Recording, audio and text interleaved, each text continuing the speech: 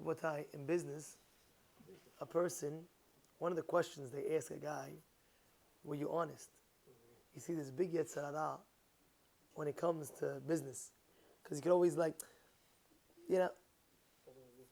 and there was a fellow, true story that happened, there was a fellow, how he bought a building, true story, he bought a building from somebody, and after he bought the building, he analyzed the building, this. After he bought it, he found out that in the foundation there was a small crack, and it could affect the building. There's ways to fix it, but it costs a lot of money because it's a very, very tall building. You got to underpin it, dig down, seal it up. It's a whole wajaras. It's a craziness. So he didn't know what to do. He said, I'm not keeping this building. It's crazy. He analyzed the whole building, but meanwhile, he didn't realize to check on the left side of the foundation, and and you can't even realize that unless you have like a real foundation expert where, you trusted the guy. He thought, no. In any case, it got sold. And this guy's now stuck with it. He knows that he doesn't want it. So what did he do? He put it on the market for sale. And when he put it for sale, the price of that area, the building, it actually rose up in value. And he was telling the buyer, even though the price is this, I'm going to still sell it to you for the price that I got it for. Wow, sick, amazing, this, that. And they did the contract.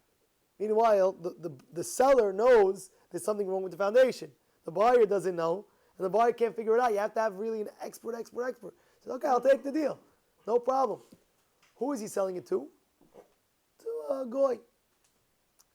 Now, comes to the closing, and Jewish guy tells his lawyer, says, look, I feel very guilty because this goy is going to buy the building, and he's going to eventually find out, he's definitely going to find out when he's going to analyze it, maybe not a year, maybe in a year from now or 2 years from now, there's going to be problems later on in the foundation, and he's going to realize, oh wow, this was a problem before I even bought it.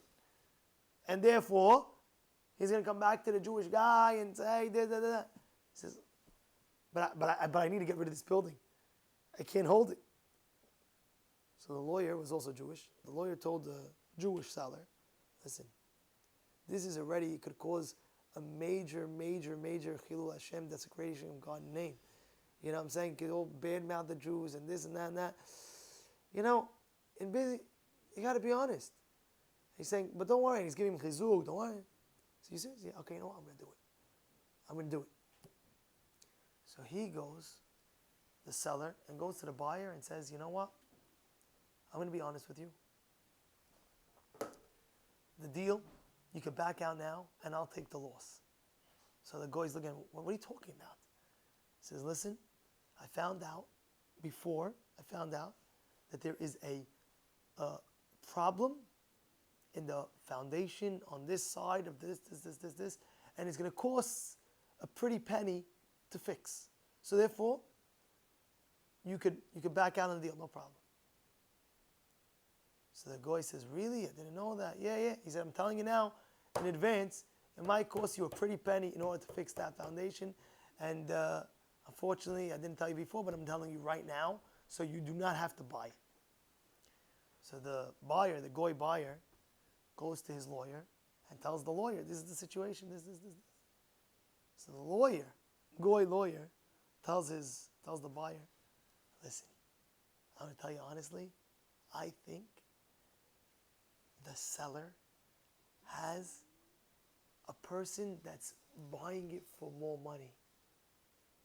For sure, because you're getting the value that he paid. It doesn't even make sense. I'm sure he has a higher offer, and he wants you to back out on the deal in order for him to sell it to the higher offer. Do not back out. Do not back out. The goy lawyer tells his buyer, do not back out. Take the deal. Call the bluff. Don't worry. So he comes to the table. The buyer comes to the table. He tells the seller, I'm ready. I'm still buying it. The buyer says, I'm telling you, there's a thing in the foundation. I'll take the loss. You don't have to take it. I don't care. I'm going to take it. The goy insisted. And the goy now, he knows 100%. He bought it. He bought the deal. And this Jewish guy, he on his thing, he's totally free. I told you, I'm telling you the third time, there's a problem. I'm not joking around. There's a real problem. He bought it anyway. Now, he ended up finding out. Says, listen, the goy went to the Jew. It's fair and square. I know you told me. I still got market value the way you paid. But at the end of the day, I should have really listened to the Jewish person. He was saying the emet. He was saying the truth.